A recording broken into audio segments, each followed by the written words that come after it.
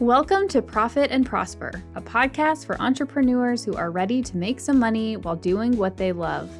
On this podcast, we're going to pull back the curtain and talk about all things business and money. But I promise you, this is not your typical boring numbers talk.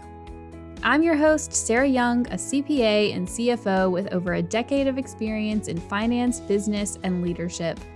I'm going to share everything I've learned from helping my clients grow more profitable businesses and keep more of what they earn while growing my own successful business along the way. You'll feel empowered and confident that you too can grow your wealth, live a rich life, and have an impact. Stick with me and you might even start to think that finance is fun. Let's dive in.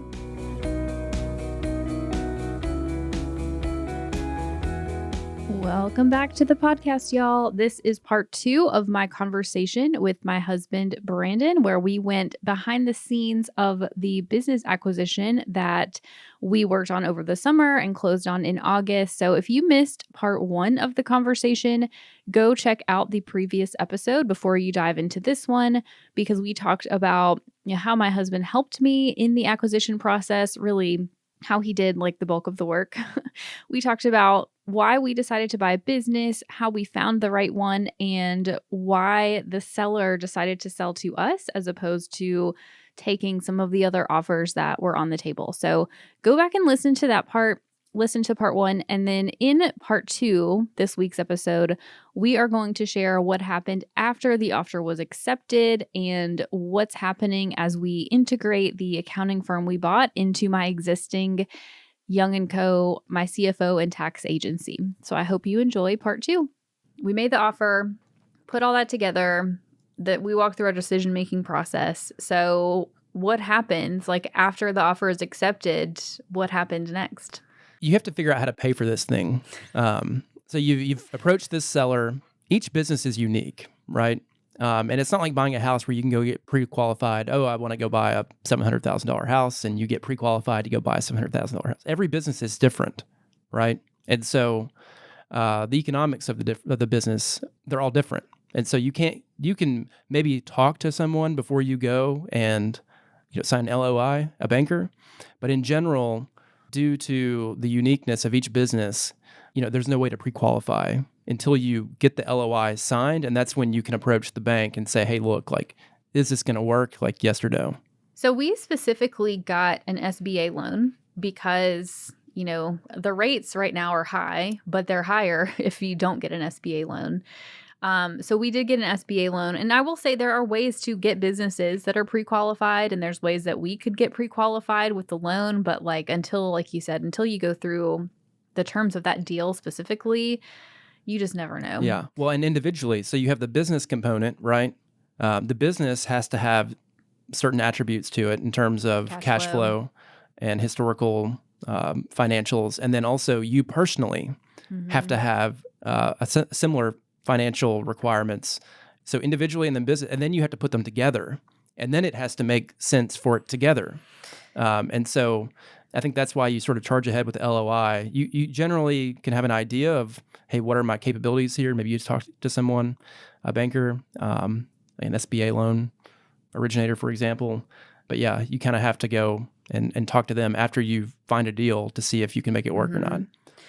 So we went to the bank. We went with Live Oak Bank because why did we go to Live Oak? They just do a high proportion of SBA loans. Yeah, they're, I think, one of the top 2 or 3 SBA lenders in the country, and they also specialize in CPA firms, self-storage CPA firms, funeral homes, basically the boring businesses. Yeah. I think there's 4 verticals that they serve, and accounting firms is one of them. Yeah, so we went there. They asked for, you guys, we had to give them so many documents, and I kid you not, I had to give blood and urine at one point in the process. I'm not joking. Because they asked for all the documents, all the seller's documents, all of my business documents, all of our personal documents, everything. And then I didn't know this, but they require you to get life insurance on me as the CEO in the amount of the debt. So I had to go and get a life insurance policy so that if I die, the bank gets the loan paid off and then Brandon gets whatever's left over. And so to get that life insurance policy, somebody came to my office and we did a little physical, and I had to give blood and pee in a cup for them to like test me for things to see if they would give me life insurance. Like I just didn't even know that that was going to be a thing. But now I have life insurance, I guess. Actually, I already paid it. I paid an annual premium. I was like, I haven't seen a bill come through for that. Anyways, so we had to give them all these documents. We put in $65,000. I will say that. In terms of that number, it was a bit higher than what we were expecting. Yeah. And we can talk about why. But in general, I mean, I think for SBA loans, you can go down to as little as 10% down. Zero if you meet certain criteria. Yeah. Not everybody can go down to 0%, I don't think. No. But you can. It's technically possible. It's possible. I think if maybe it would be like in a certain size of business maybe, or like a certain amount of cash flow where they would be comfortable doing that. Well, I think in this particular case, he looked at the retained earnings for Young & Co. And because we've been growing the business and taking a salary out of the business and using that to pay our bills, we didn't have a lot of additional capital in the business. Mm-hmm. So that money is going to come from somewhere. Either it's going to come from cash that's sitting in the business, and that'll be your equity injection is what they call it, or you have to provide that from your personal funds. Yeah. So, they also gave us a line of credit at the same time. So That's true. So we got it back. Well, so they gave us a line of credit and they gave us working capital. Yeah. So working capital is when they give you cash to put in the bank to help you transition and help pay the bills over the months after. That's right. So we put down $65,000, but we got back like 100 we got back 100 in cash. Plus in working. It was 130. It was like 130. Yeah. We gave them 65 from our personal account. From our personal account, but then in the business we got $130,000 in cash once we closed. Right. So it doesn't really make a ton of sense, but that's how it is. They wanted, I think with taking on the loan and the additional working capital and the line of credit, they wanted to have a certain amount of cash in the business. And so we had to we gave it to the bank, but essentially we had to transfer money from our personal savings account into our business accounts. Yeah. And I will say they entertained the idea of getting less debt, right? Taking on less because it's expensive. Right, our rate is 11.5% variable. You can choose between variable and fixed, and it's over a 10-year term. But 11.5 is like pretty high, right? Our mortgage is like 1.99 fixed. And that was a steal, though. Yeah, and then the non-SBA commercial like business loans are up in the upper teens right now, up close to like 17, 18, 19%. So 11.5 may seem really high, but when you look at the options available to you otherwise, like you just kind of have to hold your nose and go with it. Yeah. So I think standard, I would expect to put 10% down on most deals is the general rule of thumb, but it's possible to go lower. I think it just depends on all sorts of different factors. In this case, it ended up being more than 10%, but kind of also not. Well, also like you need to have equity in there for the cash flow also, like meaning if you just leverage the whole deal 100%, but then that business has got to produce enough cash flow to cover the debt service plus, 25%. So a 1.25 debt coverage ratio. But if you don't put anything down, your debt service is higher. Yeah. So the more you put down, the lower your loan is, the lower your payments are, right? And vice versa. I will say, like, if you're going to go through this mess of getting bank financing, like, get what you can get, right? Like, max out the line of credit. If you can get that, like not use it all, but like not get use it all. As large of one as you can. Yeah, I guess it's just such a pain in the ass. Like you don't want to have to go through it again if you need additional working capital. The banker we talked to, we were like, well, we didn't ask for a line of credit, and he was basically like, well, we're doing all the underwriting anyways, so why not just go ahead and get it while you can get approved for it? And I was like, that's fair. That's actually fair. Yeah. Oh, I will say one of the things I liked about this particular loan is that it recasts or it reamortizes quarterly. So if you were to take a large, let's just say we paid $100,000 payment toward the loan payment would go down the next quarter to reflect the new amortization of the remaining debt. Yeah. So, when we start to, I'm glad that we got the working capital because transitioning, getting all the billing sent out has taken a while, longer than I thought it would. And so, we've taken on payroll, we've taken on additional costs and just related to the acquisition and all sorts of things. So, and then like Q4 is typically like a pretty soft part of the year in terms of revenue. So I was glad to have the working capital, definitely. Earlier I said this will be the last thing I want to talk about the bank because it was my least favorite part. I feel like for a solid month there, it was almost your full-time job. No, to it get is. the loan. I think it took me like 2 weeks, 3 weeks to get an LOI signed, and then it took 60 days to actually like do the bank loan. I will say though, so we're going back to the genesis of this topic here was we sign an LOI. What happened next, right? Really what you're doing is you're doing due diligence on the acquisition. You're in your due diligence period. And part of that is, hey, can I line up financing that I need to do the deal? And then in addition to that, you want to look at the business, evaluate the business, ask for, you'll have data requests for the owner, et cetera. You're collecting documents so that you can evaluate whether the deal makes sense for you or not. And so like I went down there to Florida as part of that and to meet with the seller. I wanted to put eyes on the place and all that. So one of the things the bank did help with was they largely lead that effort of due diligence and they leave no stone unturned. And so by the end of that process with the bank, like you have everything that you need to feel good about it. And if the bank approves it, like, you can feel pretty confident that it's going to be okay. Yeah, we didn't really have requests outside of you going down there just to sort of meet with them and talk to the team and just get a sense of it. Like we didn't have a ton of stuff that we've requested outside of what the bank requested, which was nice. I mean, they required us to do like so the bank, it goes into 3 phases. The qualifying phase is phase 1. They want to look at the financials of the business, your financials, and just see, hey, is this going to work or not? And then once you pass stage 1, you go into underwriting, which is stage 2. And so the originator of the loan, they're like the frontline person who deals with the clients. They then pass it over to underwriting, who are the number crunchers. And then they underwrite it separately from that originator. And then if you pass there, then you go into the closing stage. Yeah. And so that's sort of the process that you'll have to go through with the bank. I think closing was the worst. Yeah. I mean, it was like, because you'll provide information in phase 1, phase 2, and then phase 3, it's like they're asking for the same stuff over and over again. And then I feel like we had someone who was just like, I don't know, just not on top of things. So she was, not quite as good as the others that we had dealt with. But I think there was like 150 documents that I had to provide, something like that. Almost a full-time job for you. Yeah, absolutely. It's a full-time job to find it and to go through that process with the bank. I will say part of it was on us because we had we had a fast turnaround. Like we wanted it to be done.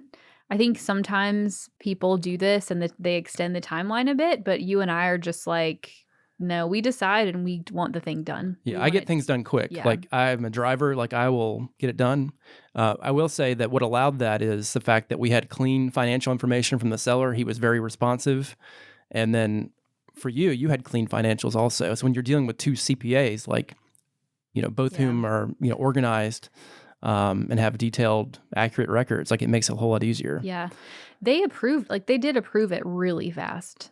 Yeah. Like the phase 2, so the first phase where the banker guy, the first guy, I don't know what his title was, but like he approved it and he told us basically 95% of the things that he approved got through the underwriting phase, which made us feel better. And then I think that underwriting phase, they were done in less than a week. Yeah. Like a few days because everything was clean. And, again, this was like where we had tried to buy accounting firms and like some other things before when my business didn't have the cash flow it had. And it definitely hurt because what they look at is, one, does the business you're buying have the cash flow needed to pay all the expenses, make the debt payment, and still have a buffer? And they have certain like multiples that they want to see. And then they also look at you globally. So looking globally, meaning us personally with my business and with the business that we're buying, like what's our total sources of income, total debt, including we don't have really, the only debt we have personally is the mortgage.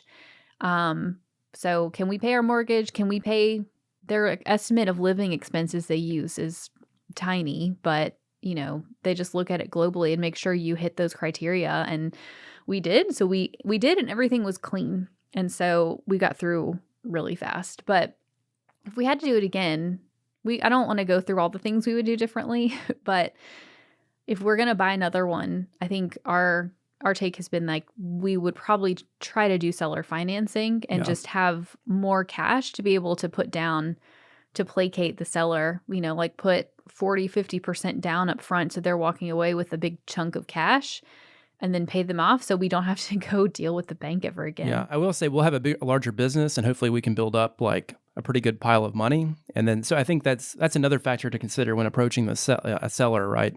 That, a business that you want to buy is, hey, we've done acquisitions before. We've got a larger business. It's not just, a small business is trying to take this on without a large, a significant track record. And a team and all that stuff. Like I had to do, one of the requests was get, my resume, your resume, my team org structure, the team we're buying, like their duties, all those things. Like we had to just do, it's crazy to think about. Yeah. So if we want to grow the business, right, we have two options. We can grow it organically. Right. You can spend the money on marketing or you can spend the money on a debt payment. Yeah. Or you can go buy a business. Yeah. Like we doubled our revenue in 90 days. Yeah. And the business pays for it, the debt. Or will once we get the bills out. It pays for itself and more.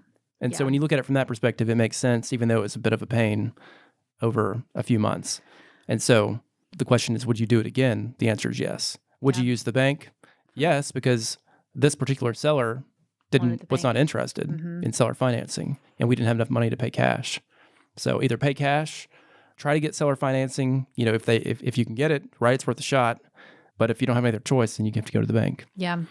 Somebody I did a little question box on Instagram, and I had a bunch of questions submitted. I think we've already covered several. Somebody asked about the entity structure. Like, what was the entity structure we went with? And this is actually interesting because it shifted during the process. So originally, in my mind, I wanted a whole separate entity. I viewed the business we were buying as a whole different business from Young & Co. I think in part because I was like, just not super excited about commingling the, compliance sort of work with the high-level strategic work. And so we started down that path and thinking like, we're going to have a whole separate team and just keep them as like two related but still separate entities. And we did actually end up opening an LLC that is a wholly owned subsidiary of Young & Co. Mostly for the bank. I think even if we didn't want to keep them separate, I think the bank, it was either the bank or the lawyers. They said it was better to have it like under a separate legal entity. Yeah, well, we have a building down there, a lease. It's in the name of the new entity, so that's good from that perspective. And then the bank always would prefer that the assets they have collateralized against the loan, like to be separate, right? In a separate legal entity, there's less risk there than combining everything. So, and then also Florida, like you have to have. We're operating in Florida. There's a physical location, and so you need to have a business license there as well. And so, it's a North Carolina LLC, but it's registered as a foreign entity there in Florida. Yeah. I was nerding out on tax stuff for a while because there is this lesser known tax code where if you open up a C Corp and you run the business as a C Corp for substantially all of the life of the business and then go and sell the shares of the business, then us as the owners, as the original owners, could exclude up to $10 million of gain on the sale. So if we started the business with, just sweat equity, whatever we put in, and then sold it for $10 million, in 5 years, we would not have to pay any tax on that sale, which is obviously something we want. And we ended up not doing that because, I kept doing research around it, and we actually haven't talked about this, but most small business sales are not equity deals. They are asset deals. The difference is an equity deal is where somebody comes and buys your shares. And so the transaction is between like you personally and the person buying the shares from you. You're like changing hands, kind of like if you go and trade stock in your portfolio, it's not that dissimilar. Just you're buying the stock or the shares of the company versus an asset deal is with me as the buyer, or really my company as the buyer, and the business that we're buying the assets of the business. And so in this case, the assets were the client list and then the equipment they had, essentially. The name, the Google listing, there was no website, right? But we're buying the assets. The client list is the primary asset. We got a bunch of other stuff that I wish we had excluded. I don't think that would have impacted the sales price. No.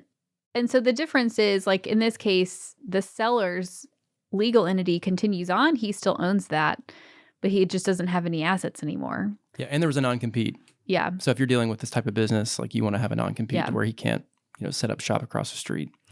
So we did consider doing that and ultimately decided against it. But, ultimately we put it in a separate LLC, but it's wholly owned by my existing LLC that's an S Corp. So it's all really, for tax purposes, it all flows through together. All right, so we're coming down to the present day. We're almost up to the present day. So we closed in mid-August and, signed the paper, signed our life away, signed a 3-inch thick stack of documents in my office. And then, cash leaves our bank account and goes to the seller. And then we actually got cash back in our bank account in our case. We have a lien against our house now. And so that's another part of it is we had to... Yeah. They secured against our house. Yeah. So, I think in terms of our priorities, well, we can talk about that, but in terms of our priorities, I would say it is a priority to pay off the loan, to get them out of our lives and to not I have to send financials to them every quarter, just to, like I said, get them out. Yeah. That was my initial feeling, after we closed and had that interaction with the bank. It's just ugh. It's been fine since the closing, right? But dealing with that bank was just such a awful experience. Yeah. Well, just the fact that and you got that sort of looming over you, and they really control you, right? Mm-hmm. You have to have insurance requirements, you have to have financial reporting requirements, and then I'm sure that they have their covenants in there that you have to meet certain other requirements for your business, or you're in default to the loan. They basically take everything they can as collateral. And so I think the first thing that they would go after if we couldn't make the debt payments would be the business we bought, those assets, followed by the assets of Young & Co., followed by our personal assets. Yeah. So anything we have, retirement accounts, cash, and cars, and our house. They wouldn't want they really wouldn't want the accounting business, right? The thing that if I were the thing I would go after the first is the house. Yeah. It's it's a tangible asset that can be sold for market. It's pretty predictable in terms of how that would play out. So. And so I think, listening to this, it might make you feel like, oh my God, you want to lose your house? And the obvious answer is no. But the cash flow on this business, if we change nothing about this business, we can make that debt payment 3-4 times over every single month. Yeah, I'd say if you have two choices, one between a really just do one of two things, either find a good business that's profitable and you have the right seller to work with, or just don't do it. Because if you're thin on the financial side, or there's, risk there that you're not comfortable with, don't do it. Because once we sign that piece of paper, right, we don't have the tangible assets to go sell and pay them off, right?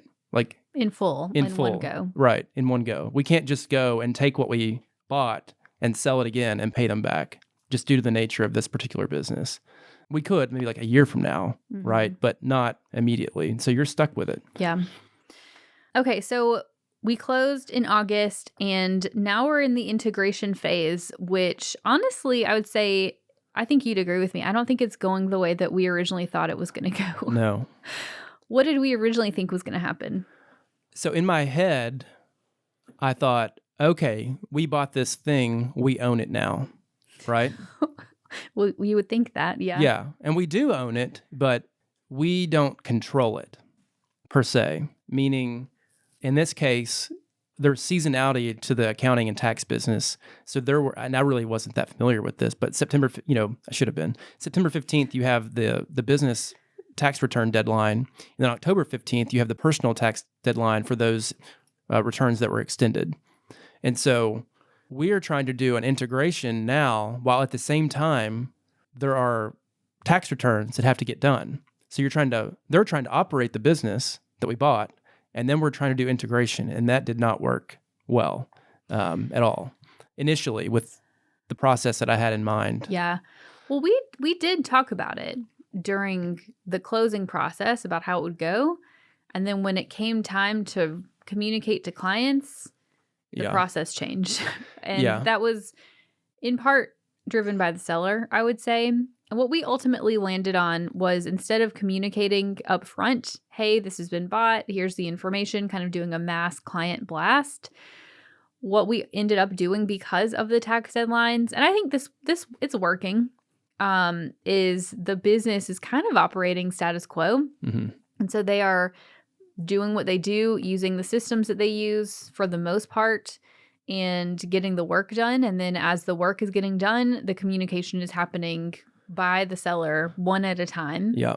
And then, as we're bringing clients into our client portal, into our billing system, and really just communicating like one at a time. And then we'll keep doing that through the October deadline. And then, after we get there, my next priority is to look at all the clients that we could potentially upsell to. Probably go down there for a visit in Florida, go talk to some of these people in person, or at least have Zoom calls, and try to get them into my CFO or tax planning services. And then closer to, I'd say like end of November, December, reach out to the sort of one-off individual returns they have and just say, hey, like this is happening. Here's the process for getting in to have us do your tax returns this year. Yeah. Yeah, that's the way I thought of it too, was sort of a mass communication. Hey, look, we've been acquired by Young & Co., blah, blah, blah, and all that. And we've not had that yet. And then one thing I will say is, one thing I would have done differently, and maybe we can get to more of these later, was even if we wanted to email all the clients, like we don't have their email addresses. Nope. Because they didn't email. No, they use direct mail, post office. Yeah. And so they have their mailing address, right? But they don't have their email address. So there are definitely several of the business clients, as far as I could tell, that the staff works with where they were emailing, but they did not have, for a lot of clients, there has not been a list that anybody can produce that has client name, business name, email address, like nothing. So I would have done that differently. That's I would have been just an adjustment. Had a full file with all the different fields: name, company name, email address, phone number, the services that they have, etc., all in one file. Well, the problem though is that I don't think that their team could have pulled that together. No, they couldn't have. So we would have liked to have had it, but their team can't. Yeah. So we're having to get creative, right? Yeah. We're going to put a QR code we're going to send letters out, put a QR code, and have them fill out a form to get their contact info and get them added. So my overall takeaway from the integration has been to just roll with it. Like, just let it sort of happen. I mean, obviously I'm not sitting back and not doing anything, but I will say it's been less of a lift than I thought it was going to be because of the way that we're doing it. Well, we had to shift, right? Mm-hmm. Like we really wanted that mass communication. That was our expectation up front. But then dealing with the seller and then this tax work that had to be done, I think he wanted to push it off. And because of that, we listened, right? Instead of forcing it, which would have irritated him, right, over the next couple of months, and then also could have actually harmed the business. We switched our strategy up, and we signed a consulting agreement that would allow him to stay on for the next 60 days to get this work completed, and then allow him to send out that communication to the clients. So one thing that we did not factor in, we're coming up to sort of the end of my questions. One thing we did not factor in that we would definitely do next time is a consulting agreement that lays out specifically, for the seller, really his business entity, the dates he's working and the rates that he's going to be paid.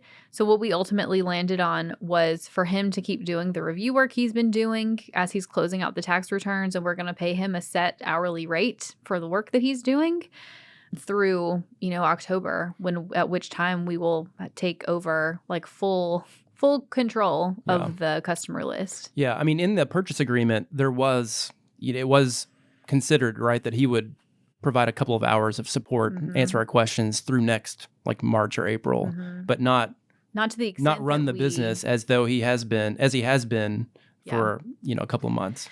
Yeah. So for us, another question somebody asked was, when you're working with the seller, like, how do you structure the compensation? And obviously, like, we're not keeping the seller on long term. Like, he's ready to go off and retire. Nor, I don't know. I don't think I would want to under any, there's really no scenario I can think of where I want to keep the seller on. Cause like, I just don't want somebody in there who's trying to run the business when Yeah, I'm trying this to is a run it. unique situation where he owns the building, right? Mm-hmm. He has control of the clients, and he's doing all the work. And so even though we lease the building, like, still showing up there every day, he's basically in control of it. Mm-hmm. And so it's definitely played out differently than what I expected. But back to the seller, we chose the right seller. Mm-hmm. And because of that, we're able to get through this. If we had a seller with a different set of priorities or a different personality, I'm not sure this would have worked out quite so well. I agree. Okay. Would you do it again? I would, like, given our financial goals, right? Like, we're now at like 1.1, 1.2 million. Like, I want to go up to 4.5 million, right? So I can either, like, we can do marketing. I mean, certainly we have a tailwind from the marketing perspective with the demographics and all that, but like, that's a lot of marketing. That's a lot of sales calls, to get That number of clients. Yeah, that number of clients. And so, yeah, I'd say you do it again, even though it's hard work, right, to reach that goal. I don't see how we could have gotten there without it. Well, we're not there yet, but this at least is a good step in that direction. Yeah, I think so. I mean, I think I would do this deal again. I'm not second guessing my decisions on this particular deal. I think there's been times where we're like, oh my God, did we do the right thing? Which is normal, but I feel like it was good. And then what I want to see is in 6 months, how many clients did we keep? How much of his revenue did we keep? How many clients were upsold into my higher tier services? Like, because we can provide more value that way. I need to see some of that data to be able to make the call about like, okay, this was a better investment. Because I actually said this to a client several weeks ago. Wanting to grow is like, you either have to spend the money on marketing to get the leads in, or if you don't spend money on marketing, you have to spend a crap ton of time on marketing, which is time is money, right? So you spend the money on marketing, or you go buy the clients and you get the revenue up front and then you pay the debt payment. Yeah. And like I said, we don't really give a shit about revenue, right? This business was 6-figure business, not even a 7-figure business, but produced like really more cash flow than some of the other businesses we see that have multiple millions of dollars in revenue. I care about cash flow, EBITDA, earnings, right? That's it. And to me, like, to your point, like, that's what matters 6 months from now, a year from now. The customer retention, and then the profit we're able to generate. Yeah, I mean, his overall earnings margin was like almost 50%. Yeah, which is great, perfect. So that was a huge part of why we like the deal. Yeah, good margins make up for a lot of things that can go wrong. Yeah. Is there anything that was surprising to you about the process? I don't think so. Like, I've done acquisitions before, like real estate acquisitions, jobs and other stuff. Dealing with the bank was more difficult than I expected. I expected it to be not difficult per se. It's not like technically difficult. It's not, hard in that. It's just time consuming. And it's just like, as a business owner or someone who thinks like an entrepreneur, like, you're just fast, efficient, like, you don't want to waste your time. And you're dealing with an organization that by its very nature is like very much bureaucratic, right? And so when you have these two sort of opposing forces, it can create just frustration. It was a lot. I mean, it was take applying for a mortgage times 5, like the amount of stuff that they wanted, at least. Yeah. Somebody asked this question, that's why I'm asking it. But what was surprising for me, I think, has been probably the integration process. Like, I guess I was viewing it as more of like, I was going to need to be more hands-on in it, and I haven't been, which has been something that shocked me. I think a lot of that is because you're here, honestly, to help do the work.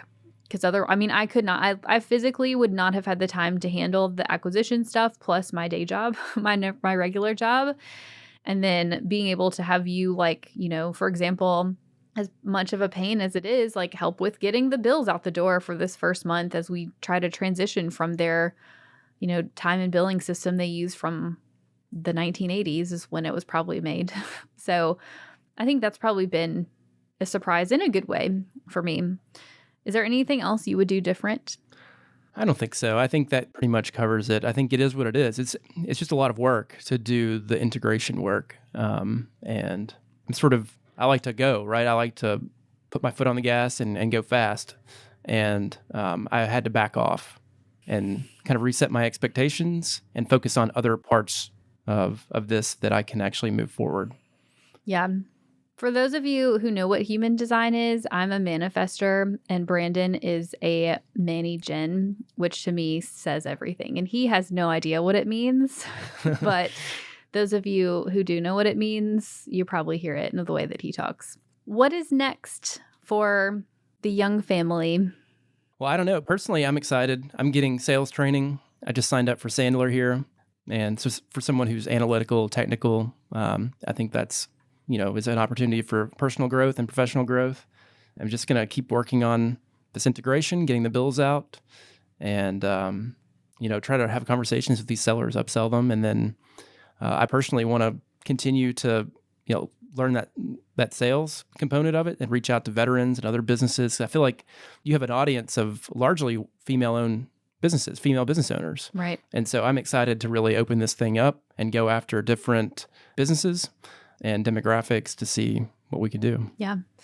So for me, I mean, we're integrating it. That's priority number one. But, beyond that is thinking about how do we execute on the plans that we have to grow the business. And for me, especially, I think it's a new iteration of myself. I think I'm going to be forced, just based on the volume of clients we have, to pull back even more to keep, expanding the team, training the team. And, for me, I hope that it sort of pushes me to do even bigger, better things than I've already done. Like for me, I want to do more speaking. I want to, use this and like future acquisitions and all of that just to talk more about like what it's like to run this business and do the things we've done and all of that. But maintaining my work schedule, I'm pretty attached to my less than 30 hours a week. Yeah, it's heavier now than it was. I think, one of the things I would have done differently, I wish we had another CPA that we could have acquired. Unfortunately, we just couldn't buy a business that was like $1 million and acquire like one or two additional CPAs. And so we've created more work for ourselves in the short term. And so, one of the things I like to do is just grow. I want to hit higher revenue. Revenue solves a lot of problems. And so we can hire the resources we need to, start to build out the team more, and so that we don't get stuck in the weeds and having to work, long hours.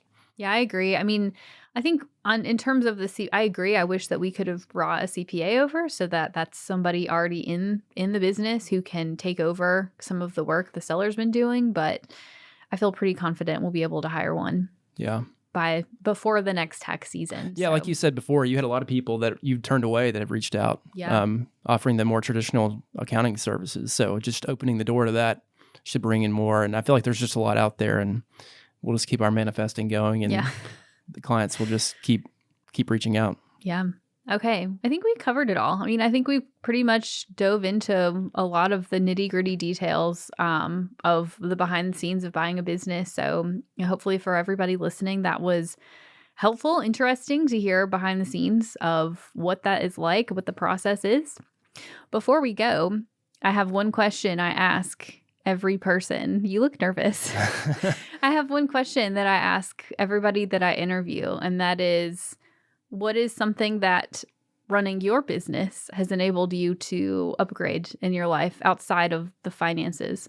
I like to own my own time. Like, I go to CrossFit during the week. I'll go to 11 o'clock or 4 o'clock or whenever. And, I'm not tied to someone else, managing my time, telling me what to do. So there are two advantages to that. One is you're able to do what you want. You have a flexible schedule.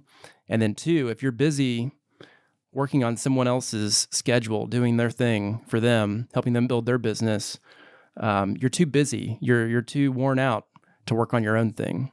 In a lot of cases, it's hard you just don't have enough energy. So I think that goes for people too, who like the conversation we had in February about I'm choosing what I do with my time. I think that goes for business owners too, who get too caught up in the weeds and the day-to-day stuff and don't pull out of that. Yeah, to me, it's about recognizing trends, processing information now.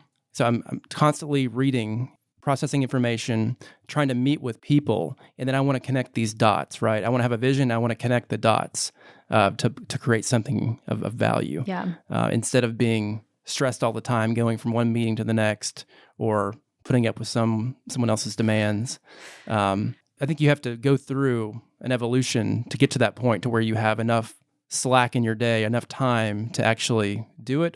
But if you can do it without having to go through that stressful process, of course, that would be even better. What do you think is the evolution that you have to go through to be able to be in that space where because I think it's one thing to have the financial ability to own your time, and it's entirely different to actually have the freedom, like to actually make the choice to not get caught up in the weeds. Does that make sense? Yeah, I think you have to, there's a book that I read a while back. You check in with yourself before you check out with other people. So if anything that's happening, you want to process that information yourself and not necessarily give in to what the environment, external factors are, pulling you to do, or you have family members or other pressures on, that are affecting your behavior, your decision-making, your priorities.